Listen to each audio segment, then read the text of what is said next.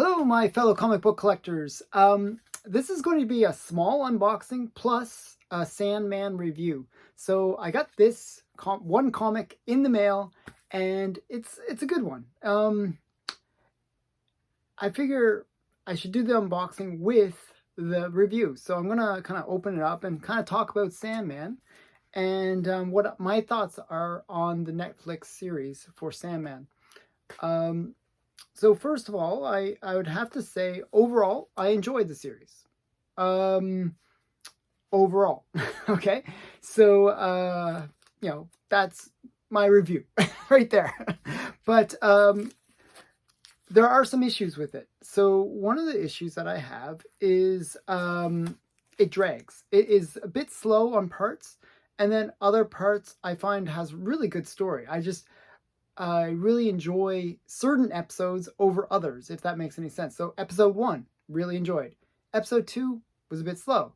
Episode 3 was okay. Episode 4 I liked. Episode 5 I liked. So, the one with death I thought was really good. I actually really enjoyed that episode. I would say that episode number 5, I think it's episode 5 with death, was my favorite of the episodes. And now the funny thing is, it might sound like a contradiction, but one of the things that drives me nuts about the show is the kind of diversity or forced inclusion or wokeness that happens within the show. And you would think that I would be upset by death, because they switched her out. In the comic, Death is emo. She is like the typical goth kind of girl, more goth actually than emo, I should say. She's kind of a goth girl, and I really think that Death should look like that. I actually think it would have been better had they cast an appropriate actress for Death. However, the actress that played Death in the Sandman series did a great job. I totally get her as Death, and I think she was excellent. So it's just sort of like, I kind of see it as the Samuel Jackson effect, where you get Samuel Jackson, he plays Nick Fury, and Nick Fury is a typically white character, but Samuel Jackson doing such a great job portraying Nick Fury that I actually can't imagine anyone else playing Nick Fury. So it's kind of that level. Like I really do enjoy when they get a good actor. So if it's just diversity hiring for diversity hiring, I hate it. If it's diversity hiring that is actually somebody that's a great actor, I don't mind. I don't mind that at all. Though I would prefer it not be diversity hiring at all. Just hire the great actor that kind of fits the role. Like they should pick somebody that looked the part. And that's my one little quip about concern about that, I should say. But still on the diversity side, that was really what kind of weakened the series for me. And it's not that I'm against, seeing like black characters or gay characters or anything like that, but it seemed deliberate. And that's the difference. So if there was a natural thing where within the story, there was a situation where the characters just, naturally appeared, like, if it's about Africa or about a black neighborhood within some area, then, or, black characters, then I wouldn't mind all the characters being black. But if it's something like 13th century or 14th century England, when you might find one black person in the whole entire country at that time, maybe even not even that many, and then the majority of the people in the room are black, it doesn't seem to, it kind of pulls you out of the movie and you feel like you're in a modern day take of a historical setting. So that can be annoying. So it can be disjarring because when it's kind of this forced inclusion, it really doesn't help the story any. It just feels forced. And it seemed like every scene had to have either a black character or a gay character or a trans character. It seemed like that they felt like you couldn't go more than 2 seconds with just a white character, like especially just white male. Oh my goodness, that'd be horrible. We got to have a black character at least somewhere in there, or something. It just, and it felt really forced. It just, it's kind of annoying when they do that. They can't just let the story be itself, and they have to constantly think. You can see that they're almost constantly thinking about, oh, is this scene diverse enough? Is this scene inclusive enough? Is this scene like woke enough? Like, it felt like that. And when even if that's not really their intent, it felt like their intent. And because that is such a distraction, that it really takes away from the storytelling. And I would have rather them focus on the story. I actually went back and I read the story. I did read it back in the 90s. Like, that was like 30 years ago. I barely remembered the story. And I reread it so I'd watch the episode and then read the book. And I thought, actually, the way that they did the books, the stories for the books, conversion to cinema, was quite good, quite accurate. There were obvious changes. The Corinthian, and I'm getting to my point here, the Corinthian was a character that really didn't appear early on in the Sandman series. He wasn't in the first book, and he wasn't the main bad guy like that. So that was an obvious change. And there was obviously some gender swapping and race swapping that happened as well. But that gets me to the Corinthian. And he's a character that has like these mouths for eyes, and he's kind of like an evil character that was created in the Dreaming, and became, then left the Dreaming and sort of entered our world, and kind of reminds me of almost like a Jack the Ripper kind of style character, like, sort of evil and kind of doing bad things. So gets to the unboxing. So the unboxing part is Sandman number 10. And this is the first appearance of the Corinthian. This book cost me about $40, just so you know, if you're interested in pricing. It's probably looks like a 9, maybe a 9.8 candidate. It's a high grade. And this is also the first appearance of Desire and Despair. So you get 3 first appearances in this book. Desire, Despair are the sisters of Dream, who is the Sandman. And,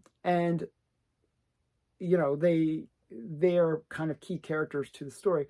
That was another kind of thing that I would say was a weakness of the Sandman series. Like, I actually thought the different characters that played the different endless characters were actually quite good. I didn't mind. I would have preferred Satan be a man, just a preference. All, like, in the Bible, if you kind of go biblically, the angels are all male. It is what it is. They say that they're androgynous, but it's really that they were all male, just non-reproductive males, if that makes sense. But yeah, Lucifer should have been a male. Sorry. It just would have been better. It would have kind of carried a bit better. I think it would have been a better thing. Or if they were going to pick a female, they should have picked a younger, more beautiful female, because Satan is supposed to be the most beautiful of all the angels. So I would have kind of thought, you'd get somebody a little bit more charismatic in terms of the look. But I thought the woman did do a good job. I just didn't think I didn't feel the role was captured correctly. That's all. And I actually enjoyed that scene with the little sorcerer battle. Almost, it reminds me of the sorcerer battle in the Disney cartoon. I thought that was good, actually. Going back to the unboxing in this book, This is the first appearance of the Corinthian, Desire and Despair. It's also the first kind of scene appearance of the Fiddler Green. Now, Fiddler Green is kind of an interesting place because it's like a tavern that Sandman will meet a character at over 100-year period. And that's actually one of that's the episode I really enjoyed, that he keeps on meeting this one guy every 100 years to see if he would like to live forever. Like, and he's constantly surprised in a way that this man wants to live forever. Like he thought, oh, men would want to give up after a few years because, life would get boring. But this guy enjoys living forever. So it's kind of interesting. I actually like that character. So this is Sandman number 10, first appearance of the Corinthian. It's kind of a key book, I think, for the Sandman series. I say for if you're trying to collect Sandman, so relating it back to comics a bit more, I would recommend get issues number 1. Okay, so that's where it all starts, right? Issue number 1, the first appearance of this Neil Gaiman Sandman. If you really want to get the first appearance of the Sandman, you have to go back to World's Fair Comics, right up there. That is the first appearance of the Sandman from 1939, but that's a different Sandman. And the next one I would say, next book I would recommend is number 4. That's the first appearance of, I believe it's Lucifer. That's the first appearance. And then we get number 8, which is the first appearance of Death. Death is actually, I would say, in the Sandman series, would be the second most important character. And then you would get issue number 10. That's another big one. And then another big issue would be number 13, which is Lady Constantine. And it's also the first appearance of the guy that lives forever, that guy. So those would be some of the key issues. Also, issue 47, which is the first appearance of the Pumpkinhead guy. So those are some of the key issues for the Sandman series. And you saw my unboxing. So yeah, I've been trying to get all the key issues. I actually at one time used to own the entire run of Sandman, and I sold it, sadly. So I'm kind of gradually picking back, some of the key issues. The fortunate thing with Sandman is, other than a few of the key issues, the Sandman series is actually very affordable. You can pick up most issues $2 to $3. Actually, really affordable series to pick up.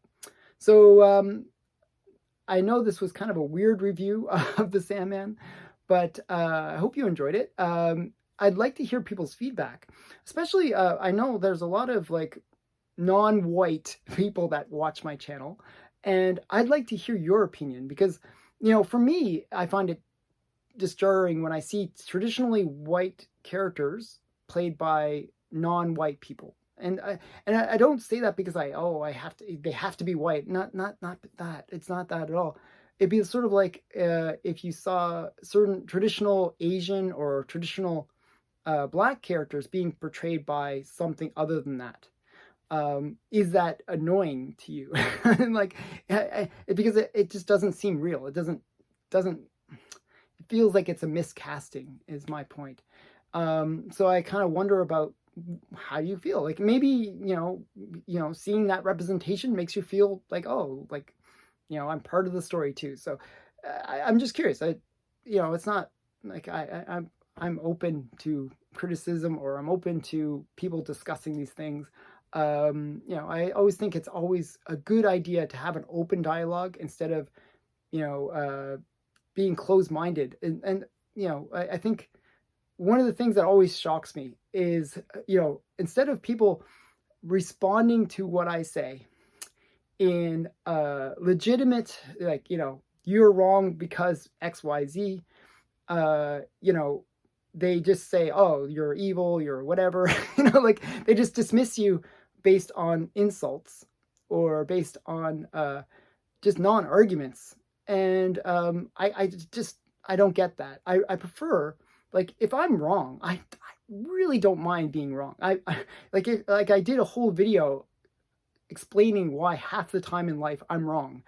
But I'm open to that as long as people give me a reason why I'm wrong, and it helped me improve myself by showing me why I'm wrong or why I'm right. Actually, I'd prefer to be right, but I'd like that.